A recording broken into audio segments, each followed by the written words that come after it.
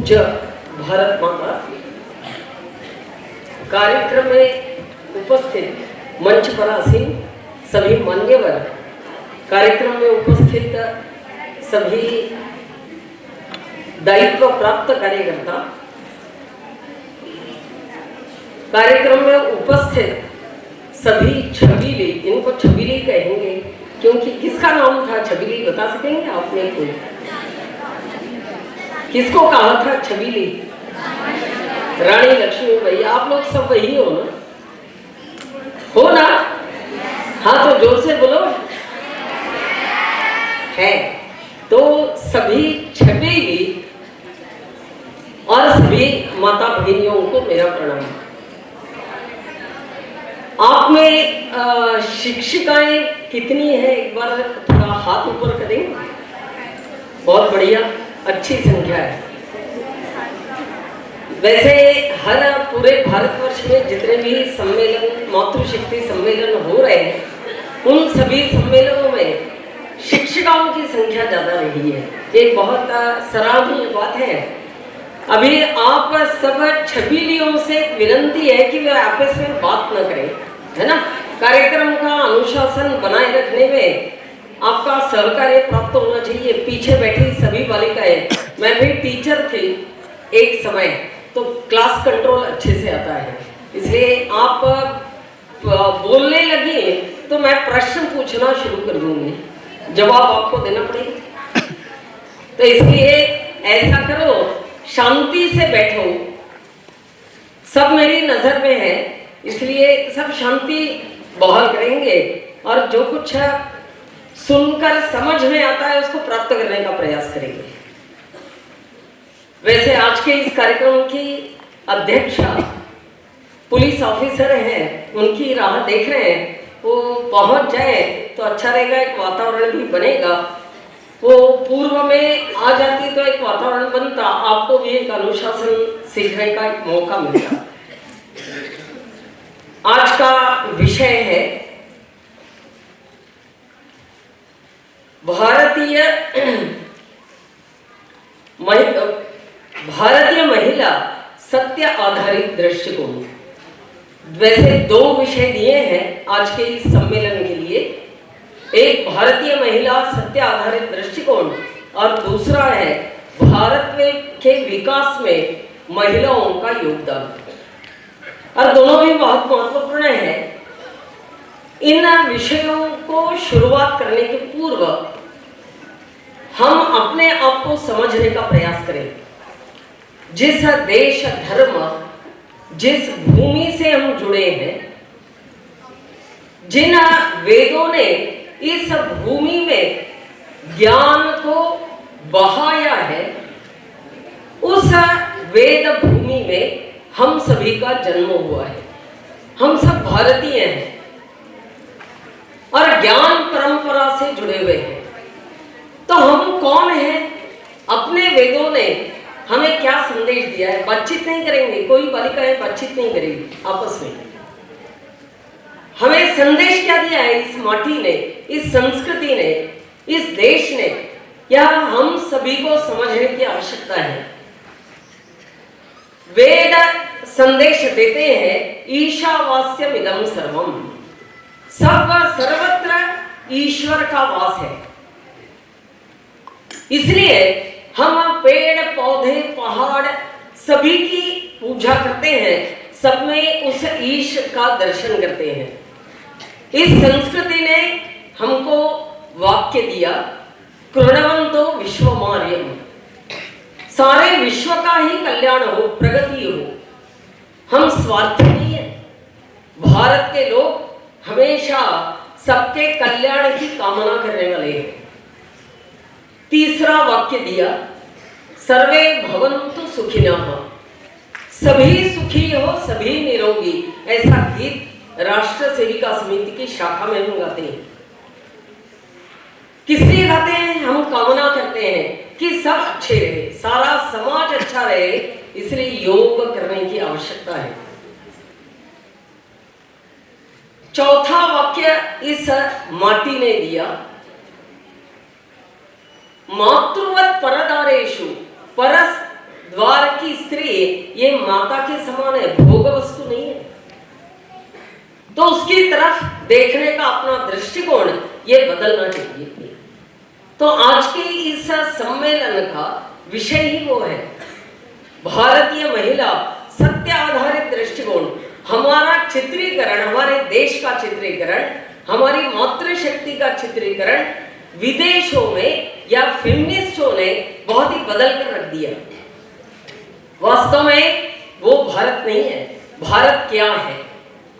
तो हम विषय की ओर मुड़ेंगे तो हमको पता चलता है कि सारे चराचर सृष्टि को में ईश का दर्शन करने वाले, सबके कल्याण की कामना करने वाले,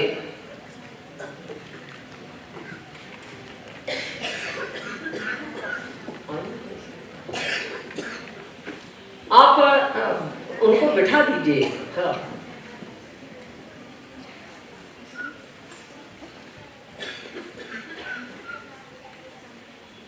सबकी कल्याण की कामना करने वाले इतने श्रेष्ठ विचारों की संस्कृति और जड़ से हम जुड़े हैं, तो हमारा दृष्टिकोण कैसा होना चाहिए, हमने क्या सोचना चाहिए, ये आज का विषय है। तो भारतीय महिला वेद काल यदि लिया तो गार्गी, अपाला, मैत्रेयी इनके नाम सामने आते हैं, जिन्होंने वेदों में ऋचाएं लिखी, ज्ञान परंपरा को आगे बढ़ाया। इसलिए ज्ञान परंपरा आज तक अबाधित रहने का कारण उन सभी मातृशक्तियों ने इतनी मेहनत इस देश को ज्ञानी बनाने के लिए की है। आद्य शंकराचार्य और उनके गुरु मंडन मिश्र, उनकी पत्नी उभय भारतीय कैसी महिला थी? तो दोनों के बीच, गुरु शिष्य के बीच में ज्ञान चर्चा चल रही है और उसकी निर्णय देने वाली, निर्णय प्रक्रिया में कौन बैठी है? तो वह भारती बैठी है, एक मातृशक्ति बैठी है, जो गुरु और शिष्य के बीच होने वाली ज्ञान चर्चा, मुझे लगता है आप ये बांटने का काम बाद में करें, ठीक है? बीच में डिस्टर्ब नहीं करना। तो ज्ञान चर्चा का न्याय निर्णय देने का की ताकत किसमें है? तो एक मातृशक्ति में है। वो निर्णय देने के लिए बैठी हुई है कि कौन श्रेष्ठ, किसका प्रथम क्रमांक, किसका द्वितीय क्रमांक। यानी सारे ज्ञान चर्चा का ज्ञान जिसमें है वो वह भारती। तो वेद काल में ऐसी मातृशक्तियों का जन्म इस माटी ने दिया है, ऐसी मातृशक्ति देश को दी है। इतिहास की ओर बढ़ेंगे तो हमको दिखाई देता है कि इतिहास में गुजरात की रानी यदि देखेंगे, आपके ही सभी के उम्र की, कौन सी कक्षा में पढ़ते हो आप लोग? जोर से बोलो। हाँ, 9वीं कक्षा। तो आपसे थोड़ी सी उम्र में बड़ी युवती, 17 या 19 साल की युवती, लेकिन रानी बनी, नायकी देवी उसका नाम है। इतनी छोटी उम्र में एक राज्य की रानी बने, मुगल आक्रांताओं की दृष्टि उस पर पड़ी और उन्होंने उस राज्य को हड़पने का प्रयास किया। इसने अपनी सेना को लेकर बिना हिचकिचाए, बिना सूचना के उस आक्रांता की ओर आगे निकल पड़ी। तो उनको लगा कि ये हाथ मिलाने आ रहे हैं, ये सारी सेना लेकर, लेकिन वह युद्ध करने पहुंचे। और जब मुगलों को ये पता चला तो मोहम्मद गोरी ये सामने आया, उसने उसके गुप्त अंगों पर अपने तलवार से एक बार ऐसा किया जो घोड़ा पलटाकर सीधा मुल्तान जाकर ही रुका, बीच में रुकने की हिम्मत ही नहीं।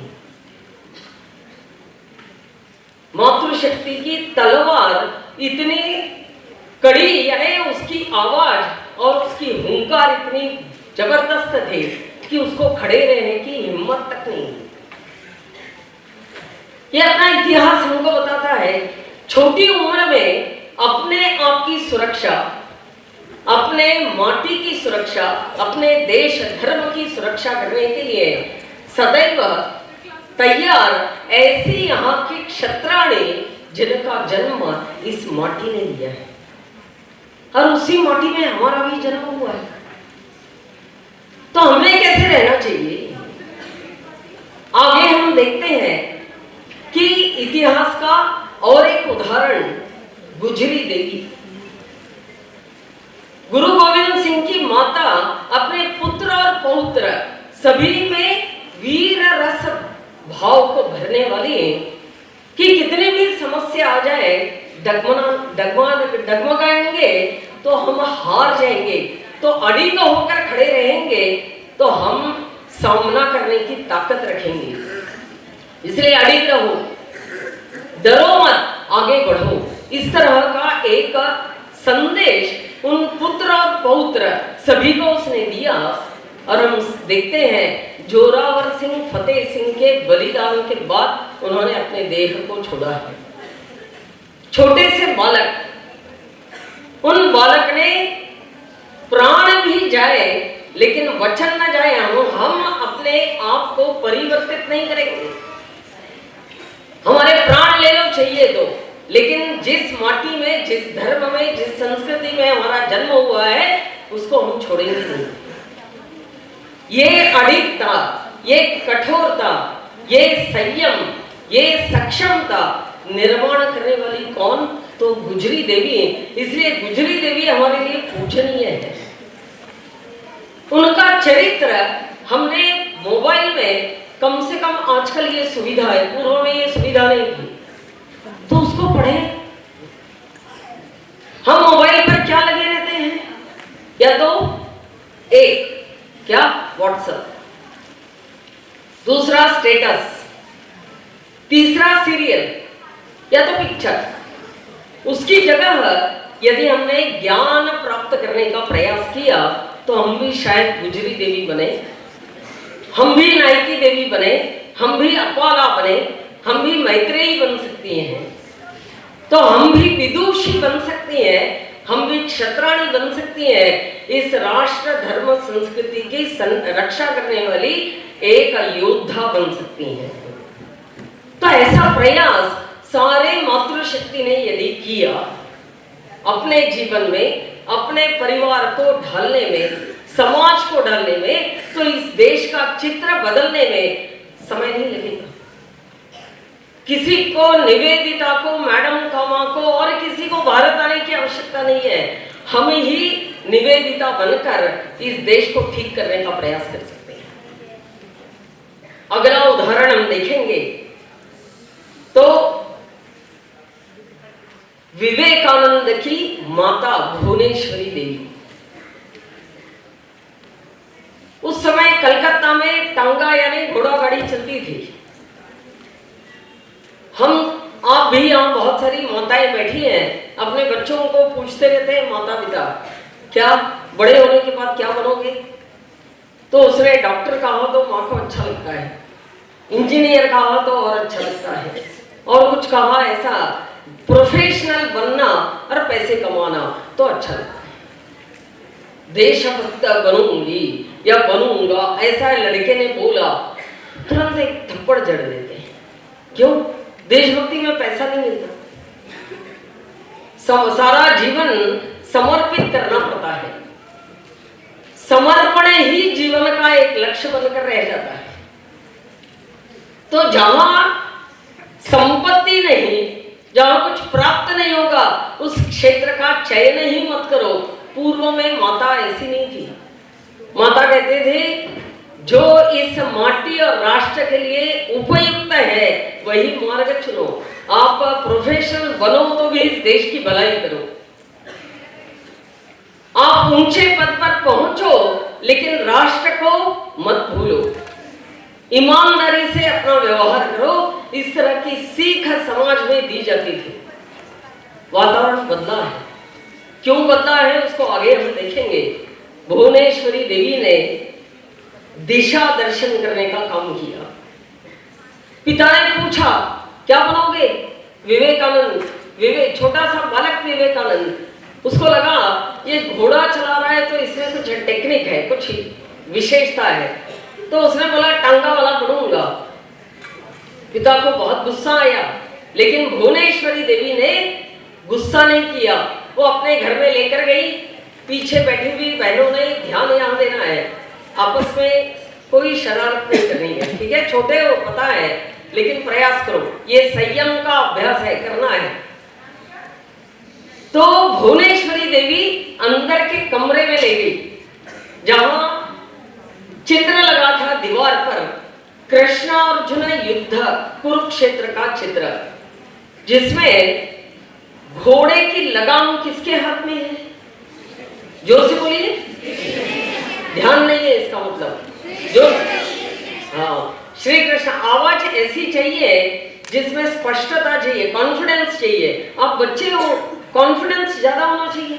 श्री कृष्ण, श्री कृष्ण। कोई गला दबा रहा है, ऐसे जवाब दे रहे हो, बोलो भारत माता की ऐसी आवाज चाहिए, बुलंद चाहिए। तो वहां कृष्ण अर्जुन का चित्र लगा हुआ था। भुवनेश्वरी देवी ने उनसे कहा कि ये जो यहां टांगा वाला जो बैठा है उसके जैसे बनो। ये दिशा दर्शन है। सारे जीवन में विवेकानंद ने कृष्ण का आदर्श सामने रखा, भगवत गीता पढ़ी, भागवत पढ़ा, कृष्ण ने क्या क्या लीलाएं पढ़ी और कृष्ण का पराक्रम अपने में ढालने का प्रयास किया। और हम देखते हैं 100 वर्ष हो गए विवेकानंद को, फिर भी आज विवेकानंद हर भारतीय के मन में जीवित है। कारण ये है, जीवन को ढालना पड़ता है तब कोई याद करता है।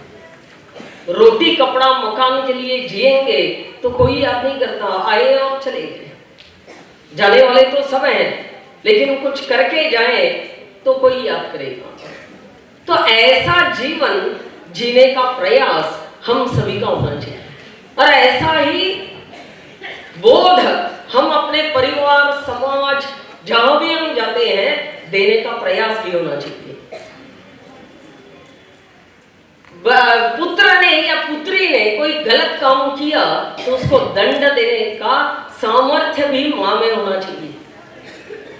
अहल्याबाई होळकर के पुत्र ने समाज को पीड़ित करने का काम किया, समाज को बाधा दी, स्वयं भी आचरणहीन हो गया, तो अहल्याबाई होळकर ने जैसे अन्य लोगों को दंड देते हैं वैसे अपने पुत्र को भी उन्होंने दंड दिया। पुत्र को बचाना, बाकी लोगों को दंड देना, ये नीति नहीं थी। वो एक राजनेता थी। सारी प्रजा राजा के सामने समान होती है, अपना सब होता है, केवल अपना पुत्र अपना नहीं होता, सारी प्रजा अपनी होती है। तो न्याय व्यवस्था के सामने सब समान है। उसने पुत्र को दंड दिया, बचाने का प्रयास नहीं किया।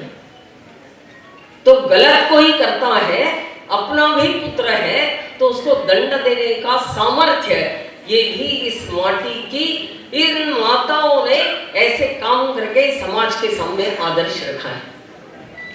जिजा माता का उदाहरण देखेंगे, छत्रपति शिवाजी महाराज को जन्म देने वाली इच्छा शक्ति माताओं ने कैसी करनी चाहिए, सुंदर उदाहरण है उसका। शिवनेरी के किले पर 9 महीने की गर्भवती जिजा माता खड़ी थी। नीचे से कसाई गाय और बछड़े को खींचकर कसाई खाने में ले जा रहा था। उसने मुट्ठी कसी और भवानी माता का स्मरण किया और कहा, ये क्या है मेरे आंखों के सामने? गो हत्या, स्त्री का अपमान। उनकी जेठानी को मुगलों ने वो नदी पर स्नान करने गई, उसी समय उसको उठाकर ले गए, अपमानित किया, उस पर अत्याचार किए। ये क्या चल रहा है मेरे ही देश में? उसने तुरंत मुट्ठी कसकर भवानी माता की प्रार्थना करके कहा, मुझे पुत्र यदि देना है तो ऐसा दो जो इस देश की माताओं की रक्षा करे, उनका सम्मान करे, गो रक्षा करे, ऐसा ही पुत्र मुझे दो, अन्यथा नहीं चाहिए। एक दिन 6 साल का बालक शिवाजी जिजा माता दरबार में बैठी थे। एक छोटे बछड़े को गाय के लेकर आया दरबार में और मां के सामने उसको छोड़ते हुए कहा, मां साहेब ये देखिए, आज मैंने इसकी जान बचाई है। जिजा माता के आंख से आंसू टपक पड़े। दुख के आंसू नहीं थे, आनंद के आंसू थे। क्यों? जिस संकल्प को उसने उस शिवनेरी के किले पर खड़े होकर किया था, उसको प्रत्यक्ष होते हुए उसने देखा। ऐसी इच्छा शक्ति हर मां ने की, तो ऐसे छत्रपति शिवाजी महाराज, झांसी रानी जैसे संतति को हम समाज में जन्म दे सकेंगे, जो इस देश के इस संस्कृति के, धर्म के रक्षण के लिए अपने जीवन में काम करेंगे। केवल पेट के लिए जिएंगे नहीं, तो समाज के लिए जिएंगे, देश के लिए जिएंगे। तो ऐसी माताओं ने इतिहास में आदर्श अपने सामने प्रस्तुत करके रखा है। वर्तमान देखेंगे, जिस उत्तर प्रदेश में हम बैठे हैं, यहीं पर पास में मेरठ जाते समय अमरोहा लगता है, मंडल अमरोहा, वहां चोटीपुरा नाम का गांव है। सब लोग जाइए, आप लोग भी जाइए। एक आदर्श स्थिति है। उस चोटीपुरा में एक भव्य विद्यालय का, शिक्षा संस्था का निर्माण करने वाली डॉक्टर सुमेधा जी से मिली। लाइव एग्जाम्पल है वर्तमान का। गुरुकुल कांगड़ी से पीएचडी पूर्ण करने के पश्चात अपने ही घर में 2 कमरों में 6 बालिकाओं के साथ उन्होंने विद्यालय प्रारंभ किया। आज इतना बड़ी शिक्षा संस्था बन गई है, देखेंगे तो चकित हो जाते हैं। सभी बिल्डिंग एक जैसी लगती है, ऐसे लगता है एक साथ निर्माण हुआ है, लेकिन एक साथ निर्माण नहीं है। समय समय पर निर्माण हुआ है, लेकिन एक रूपता है। हिंदू शास्त्र के अनुसार अपने शिक्षा संस्थान, शिक्षा यानी क्या, ज्ञान प्राप्त करने का स्थान, तो वहां के मध्य में ब्रह्म स्थान पर यज्ञशाला होनी चाहिए। उन्होंने वो यज्ञशाला वहां कंस्ट्रक्ट की है। वहां बांधकर उन्होंने हर दिन सवेरे शाम सब बालिकाओं को हवन में उपस्थित होना पड़ता है। संस्कार है ये। सब बालिकाएं संस्कृत में बोलती हैं, सब शिक्षिकाएं संस्कृत बोलना जानती हैं। पूरी दिनचर्या 6 लड़कियों से विद्यालय शुरू हुआ, आज 900 बालिकाएं वहां पढ़ रही हैं। आज मुंबई आईआईटी, डिफेंस, सभी क्षेत्रों में उनकी बालिकाओं ने प्रवेश प्राप्त कर लिया है। ये आदर्श स्थिति है। शिक्षा संस्था का भी नाम उजागर हो जाता है अपने कर्तृत्व के कारण, अपने व्यवहार के कारण। इसलिए आप बालिकाओं से एक विनती है कि आप कोई ऐसा काम न करें जिससे आपके शिक्षा संस्थान को गलत नाम आ जाए, आपके माँ पिता को गलत नाम पहुंचे। यानी कोई कहे कि उनकी लड़कियां हैं, ऐसा कहे, ऐसा अपने माँ बाप या अपने शिक्षा संस्थान, अपने देश को कोई नीचा दिखाए, ऐसा कोई काम अपने से नहीं हो, इसकी सावधानी सभी ने लेनी है। और ऐसी सावधानी लेने वाले ये सारे चरित्र मैंने आपको बताए। वो अमरोहा के चोटीपुरा के विद्यालय की बालिकाएं बहुत ही बढ़िया है, संस्कार युक्त। ऐसा वहां जाते ही वातावरण निर्माण हो जाता है, हम भी वैसे बनने लगते हैं। दूसरा उदाहरण हम देखेंगे वर्तमान का कि रेणु डी सिंह देहरादून की है। ये वकील है, वैसे राज परिवार से है, राजस्थान के राज परिवार की एक पुत्री है। लेकिन जीवन में जो शिक्षा प्राप्त करते समय का अनुभव लिया, बहुत विचित्र अनुभव, उससे उन्होंने एक संकल्प किया, बड़े होने के पश्चात स्त्री सुरक्षा का कार्य करेंगे। समाधान नाम की एक संस्था खड़ी की 40 वर्ष हो गए, सब प्रकार के अत्याचार होने वाली बालिकाओं का संरक्षण वो करती है। डोमेस्टिक वायलेंस है, रेप केसेस हैं, या वर्किंग प्लेस हरासमेंट है, किसी भी प्रकार का के अत्याचार, उससे उन लड़कियों को जो उनके पास पहुंचती हैं उनको उन्होंने संरक्षित किया। 40 साल में कितनी लड़कियों को, उनका एक नियम है, समाधान संस्था में रहना है तो वकील बनना पड़ेगा, तो उन्होंने 700 लड़कियों को एडवोकेट बनाकर छोड़ा है, जिसमें 36 आज जज पोस्ट पर कार्यरत है।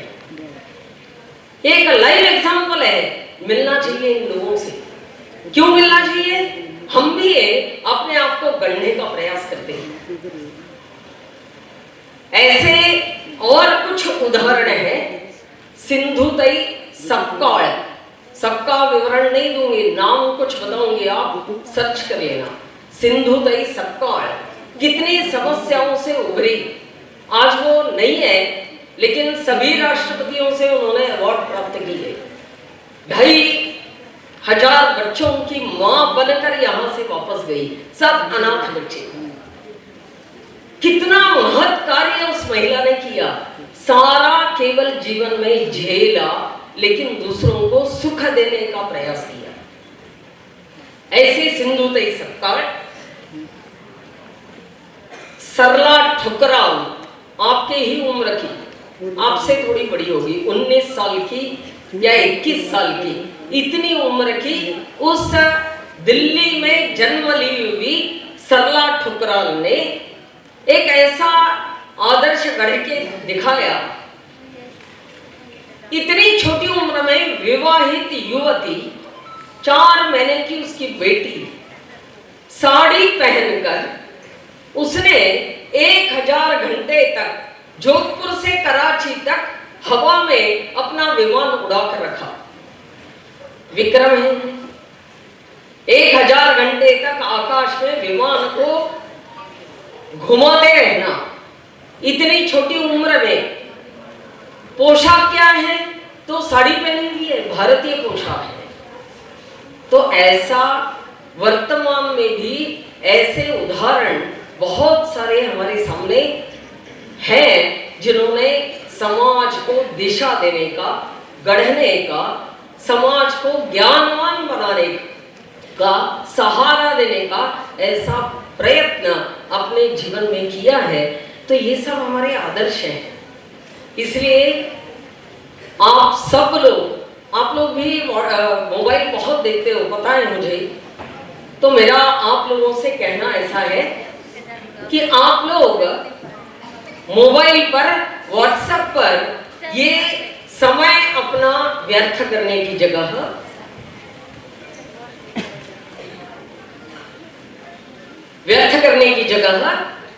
आप YouTube पर ऐसे चरित्र को ढूंढे और अपना ज्ञान बढ़ाने का प्रयास करें। तो वेदकाल, इतिहास, वर्तमान, इन सब में हमने देखा कि भारत की मातृशक्ति, महिला, स्त्री, यह कुछ क्षमतावान है, कुछ करके उसने समाज को दिशा दी है, एक आदर्श प्रस्तुत किया है। तो ये फेमिनिज्म शब्द कहां से आ गया? लेकिन विदेश देखेंगे तो विदेश की स्थिति बिल्कुल इसके उल्टी थी। 1835 से लेकर 1990 तक यूरोप, अमेरिका, उत्तर पश्चिमी देश जितने भी देखेंगे, वहां स्त्री का स्थान क्या था समाज में? तो एक भोग वस्तु। स्त्री को कोई निर्णय लेने की क्षमता नहीं, अधिकार नहीं, वो दुर्लक्षित, पूर्ण रूप से उसको निम्न स्तर पर आंका जाता था। ये विदेशों की स्थिति थी। तो उससे अपने आप को ऊंचा उठाने के लिए उन लोगों ने स्त्री मुक्ति आंदोलन यानी फेमिनिज्म, इसका प्रतिक्रियात्मक यह जन्म हुआ है फेमिनिज्म का। ये फेमिनिज्म सोच अपने भारत की नहीं है, ये विदेशों की है, और जो लता हमको भी थोड़ी सी लग गई है। हम भी फेमिनिज्म की आवाज, स्त्री मुक्ति, स्त्री शक्ति की जगह हम शक्ति भूल गए और मुक्ति पकड़ लिया। किससे मुक्ति चाहिए? एक जगह ऐसी चर्चा सत्र में एक बहन को पूछा, पति से मुक्ति चाहिए, भाई से चाहिए, पिता से चाहिए, किससे मुक्ति चाहिए? तो मुक्ति का विचार क्यों करते हो? गलत काम से मुक्ति, ये ठीक है। गलत विचारों से मुक्ति, गलत आचरण से मुक्ति, शराब से मुक्ति, ये अच्छा है। ड्रग से मुक्ति, ये अच्छा है। लेकिन आप परिवारजनों से मुक्ति कल्पना भी नहीं कर सकते हैं। भारत के लोगों ने ऐसे विचार नहीं करने चाहिए। क्यों? इस स्त्री मुक्ति आंदोलन को भारत में भी चलाकर कुछ लोगों ने, फेमिनिस्ट लोगों ने, भारतीय जीवन पद्धति, हिंदू जीवन पद्धति, भारतीय सोच पर एक घाव करने का प्रयास किया है। इसलिए परिवार टूटने लगे, विवाह विच्छेद होने लगे, living relationship I, night life I. ये सब क्या है? गंदगी। ये वहां से आई है, जिसका स्वीकार गंदगी का अपने समाज में भी हमने कर लिया, तो उसको छोड़ देंगे। इस मातृशक्ति सम्मेलन के पश्चात समाज की इन बुराइयों को समाज से हटाने का एक संकल्प करेंगे। ये फेमिनिज्म को हमको नहीं चाहिए। उनको मताधिकार भी नहीं था, लेकिन हमारी सीता माता त्रेता युग में भी उसने निर्णय किया था कि जनक महाराज, यानी उस समय जनक महाराज का जो राज्य था, वहां का वातावरण, राजकीय वातावरण, प्रशासकीय वातावरण और अयोध्या का प्रशासकीय वातावरण, इसमें बहुत जमीन आसमान का अंतर पड़ गया था। यहाँ आंतरिक पारिवारिक कलह मत शुरू हो गए थे। समाज में स्त्री के प्रति सम्मान में थोड़ा सा परिवर्तन हुआ था। ये सब देखने के बाद सीता ने राम जी के साथ बातचीत करके निर्णय किया कि मेरे बच्चों का जन्म इस वातावरण में मैं नहीं दूंगी, इसलिए मैं आश्रम में जाती हूँ। किसी को पूछा नहीं, पति से संवाद किया, पति की को समझाया, उसकी अनुमति ली और एक आश्रम में बच्चों को लव कुश को जन्म देकर ऐसा गढ़ा कि अनेक वर्षों तक उन्होंने इस भारत में राज्य करके एक अच्छा वातावरण बनाने का, सात्विक वातावरण बनाने का काम किया। यानी राम जी ने जो काम किया उसी को उन्होंने आगे बढ़ाया। निर्णय लेने की क्षमता अपने भारतीय भूमि में, इस भूमि माटी ने ही दी है। तो हम सबको अच्छे को छोड़कर इस फेमिनिस्टों के पीछे, इस फेमिनिज्म विचारधारा के पीछे भागने की कोई आवश्यकता नहीं है। हमारा देश, हमारी संस्कृति, हमारा धर्म, हमारी माटी हमको बहुत कुछ सिखाती है। इसलिए दूसरा विषय, मैंने पहले ही अनुमति मांगी है, आधा घंटा देरी से कार्यक्रम शुरू हुआ है, तो संयोजिका से अनुमति मांगकर ही विषय आपके सामने प्रस्तुत कर रही हूँ। तो उन्होंने कहा ठीक है, आप प्रस्तुत करिए। तो अगला बिंदु है भारत के विकास में महिलाओं का योगदान। तो भारत के विकास में महिलाओं का योगदान कोई कम है क्या? नहीं है। अभी की घटना है राम जन्मभूमि मंदिर निर्माण, यह एक बहुत बड़ी घटना है, विकास की एक महत्वपूर्ण भूमिका है। तो इस निर्माण के लिए अनेकों ने बलिदान दिए, अनेक वर्षों तक संघर्ष हुए। उसमें एक महत्वपूर्ण है महाराजा रणविजय सिंह की पत्नी जयराज कुमारी, उनका नाम। ये रानी थी, पति पर आक्रमण किया, आक्रमण था उन्हें और उनका वध हो गया युद्ध क्षेत्र में। तो ये पीछे हटी नहीं। ये जयराज कुमारी, इसने 3,500 महिलाओं के एक टोली खड़ी की और युद्ध करने के लिए निकल पड़ी। उसका बलिदान हो गया, राम जन्मभूमि को बचाने में उसका भी बलिदान हुआ है। लेकिन ऐसे बलिदान के परिणाम स्वरूप आज राम लला अयोध्या में अपने स्थान पर प्रतिष्ठित हो चुके हैं। तो मातृशक्ति का योगदान इस राम जन्मभूमि में भी बहुत बड़ा है।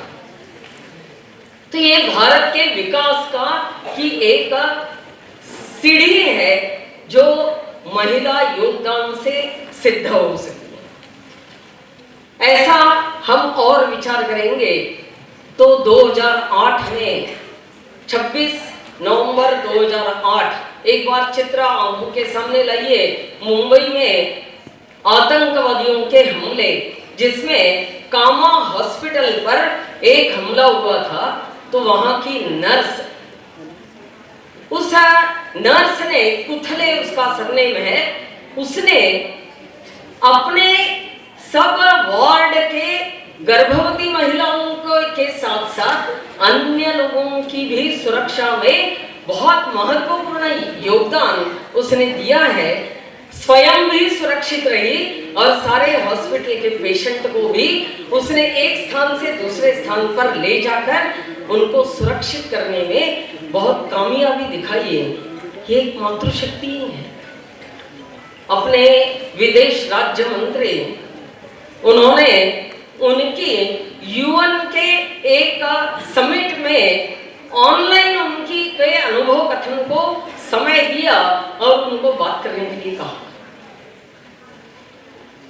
तो ये नर्स सामान्य नहीं है, उसको बाद में अवार्ड दिया गया, लेकिन अपनी जान, अपने प्राण जोखिम में रखकर सारे अस्पताल के पेशेंट को बचाना और गर्भवती, डिलीवरी पास होने वाली है ऐसी महिलाओं को भी लेबर रूम तक पहुंचाना और शांति से उनका सारा कर देना काम आगे का, इतने इसके लिए पेशेंस चाहिए, समय सूचकता चाहिए, सावधानी चाहिए, मन में हिम्मत चाहिए, वही व्यक्ति यह काम कर सकता है। तो सारे गुणों से युक्त यह भारतीय महिला है। आप लोग भी देखिए, कहीं मैके 4 दिन चले जाते हैं, वापस आने के बाद घर कैसा रहता है, फिर संवारना पड़ता है, सब उठपटांग हो जाता है। कारण क्या है? संवारने की, करने की, नेतृत्व करने की, सबको साथ में लेकर चलने की ऐसी 9 क्षमताओं से युक्त कौन है? तो भारतीय महिला है। इसलिए ब्रह्म ज्ञान यानी ज्ञान, ज्ञान का तेज। अपने देश का नाम क्या है? मरी हुई आवाज है, बिल्कुल नहीं। मरे क्यों? जीवित रहो। हाँ, जोर से कहना, अपने देश का नाम क्या है? ऐसे कहो, ऐसे मर क्यों गए? मरना नहीं है, दूसरे मरे को जीवित करने वाले हम लोग हैं, है ना। अपने अनेक साधु संतों ने अपने आत्मा शक्ति के बल पर मरे हुए को भी जीवित किया, और हम मरी हुई आवाज में जवाब देंगे तो कैसे चलेगा? भारत के है, स्वाभिमान, अभिमान से कहना है भारतवासी है। तो भारत शब्द का अर्थ कोई बताएगा? आप में से बताएगा कोई? पीछे बैठी बालिकाएं, प्रश्न आपको है, भारत शब्द का अर्थ बताइए, बताएगा कोई? हाँ, तो इसलिए बोलना नहीं, बीच में जानकारी लेने का प्रयास करना। भा का अर्थ है ज्ञान, तेज। कैसा तेज? तो ज्ञान, रोशनी नहीं है, लाइट की रोशनी है, रोशनी नहीं, तेज कहो, तेज, ज्ञान का तेज, शक्ति का तेज, जिसको क्षात्र तेज कहते हैं, ब्रह्म तेज, क्षात्र तेज। और भारतीय महिलाओं को लेंगे तो उसमें मातृत्व का तेज है। क्यों? सात्विक है, पवित्र है, उसका तेज उसके चेहरे पर छलकता है। विश्व में ऐसा दर्शन और कहीं नहीं होगा, केवल भारत में होगा, इसलिए भारत महान है। तो रत ऐसे ज्ञान के, शक्ति के तेज में जो रत रहती है वो है भारतीय। तो हम भारतीय हैं, इसलिए अपनी आवाज बुलंद चाहिए, बुलंद आवाज रखने का प्रयास करेंगे। आज शिक्षा क्षेत्र में भी बालिकाओं ने प्रथम क्रमांक प्राप्त किए हैं। खेलकूद देखेंगे तो पदक प्राप्त करने वाले खिलाड़ियों में बालिकाओं की संख्या ज्यादा है, लड़कियों की संख्या ज्यादा है सब क्षेत्र में। और उससे भी अभी कुछ दिनों पहले वाला लाइव एग्जाम्पल देखेंगे। 26 जनवरी की परेड देखी होगी सभी ने। गर्व से सिर ऐसा ऊंचा हो गया। क्यों? सब महिलाओं ने अपना पराक्रम सभी क्षेत्रों में दिखाया। शक्ति प्रदर्शन यही इस बार की परेड की विशेषता थी। तो ऐसे शक्ति के उपासक, शक्ति को का रूप हम होकर हम फेमिनिज्म के पीछे कभी भूल कर जाने का विचार तक नहीं करेंगे। हम सशक्त हैं, ऐसा सशक्त कार्य ही करके हम इस भूमि से अलविदा होंगे। एक उदाहरण देकर मैंने मेरे वाणी को विराम देती है। आद्य शंकराचार्य 8 वर्ष की उम्र में ही, आप सब लोग 8 वर्ष से ज्यादा हो, ठीक है, 8 वर्ष की उम्र में 4 वेद, 108 उपनिषद है, 18 उपनिषद और कुछ उपनिषद तो अभी और शोध निकल रहा है, उसके ऊपर भाष्य लिखने का काम नागपुर की 2 और एक उत्तर प्रदेश की 1, ऐसी 3 बहनें उन संस्कृत में है, उस पर भाष्य अभी तक लिखा गया नहीं, उनसे मैं मिलने गई थी। वो 3 बहनें वृद्ध है, 75 साल के ऊपर की उम्र है, वो बैठकर रोज उस उपनिषद के भाष्य को लिखने का काम कर रही है। ऐसे विद्वान भारत में आज भी हैं। तो आद्य शंकराचार्य ने 8 वर्ष की उम्र में ही सारा ज्ञान प्राप्त कर लिया। केरल में जन्मे आद्य शंकराचार्य शिव आराधना करने हिमालय पहुंचे तो उत्तराखंड गए तो वहां बहुत ठंड, तो उनको ज्वर आ गया, तो लेट गए। प्यास बहुत लगी थी, इसलिए देखने लगे कि कोई दिखाई दे तो पानी मांग लो, तो कोई दिखाई नहीं दे रहा था। कुछ समय के पश्चात एक युवती दिखाई दी। उन्होंने उसको आवाज लगाई, कहा मुझे ज्वर आया है, प्यास लगी है, पानी दो। उसने एक बार सिर मोड़कर पलटकर देखा, उनसे कहा थोड़ा नीचे उतरो, वहां घाटी से थोड़ा नीचे उतरो, वहां कुआं है, रस्सी है, पानी निकालो, पियो और प्यास बुझाओ। और वो आगे निकल पड़ी। इन्होंने फिर से आवाज लगाई, नहीं ज्वर आया है, शक्ति नहीं है, प्यास लगी है, पानी दो।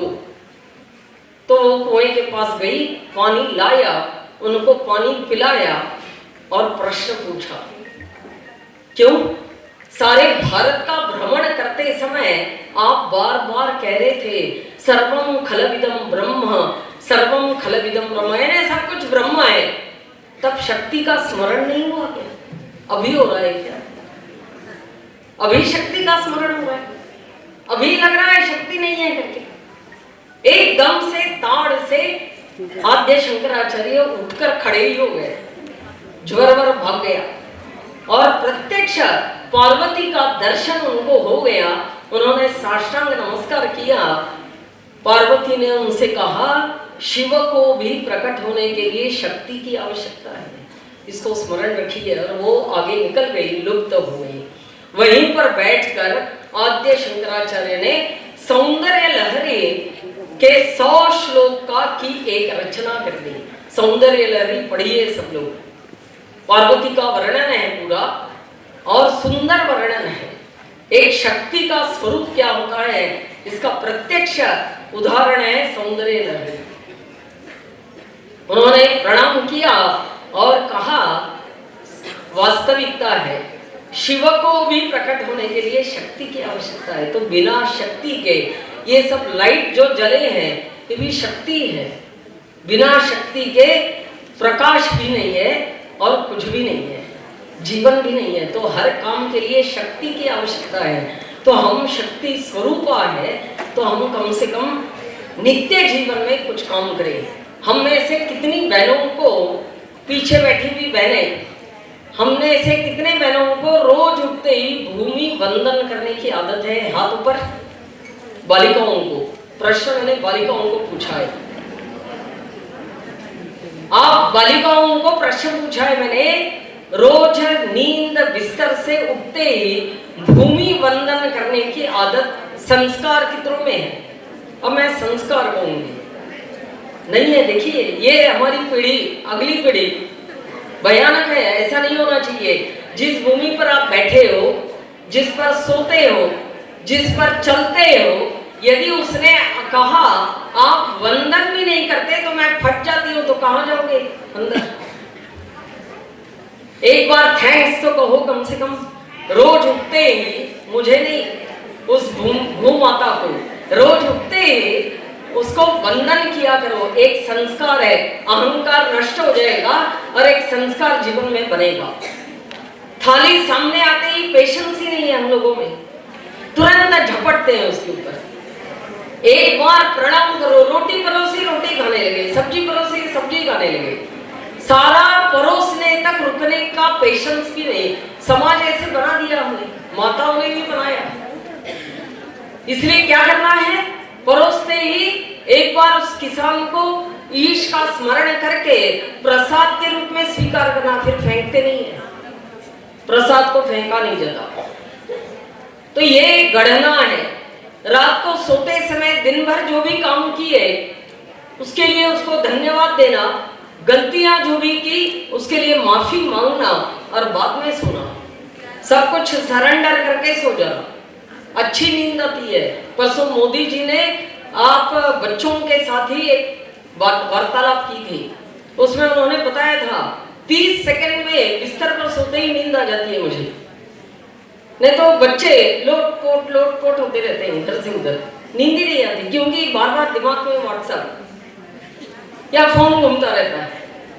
यदि 2 मिनट बिस्तर पर बैठने के बाद ईश का स्मरण किया और फिर सो गए तो 30 सेकंड में हमको भी नींद आ जाएगी।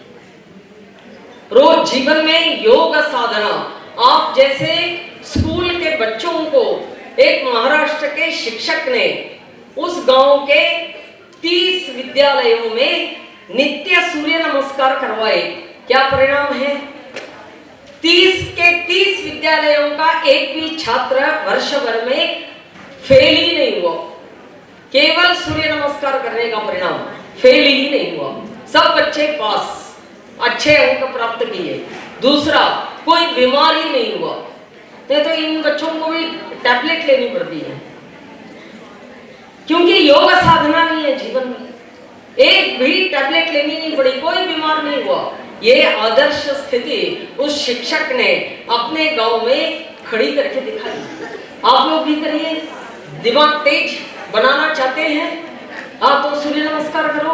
आरोग्यदायक बनना चाहते हैं, सूर्य नमस्कार करो। मैं करती हूँ, मेरी उम्र है 63, अब मेरे में आधे भी नहीं हो। मैं रोज सूर्य नमस्कार करती हूँ, आज भी मैं करके आई।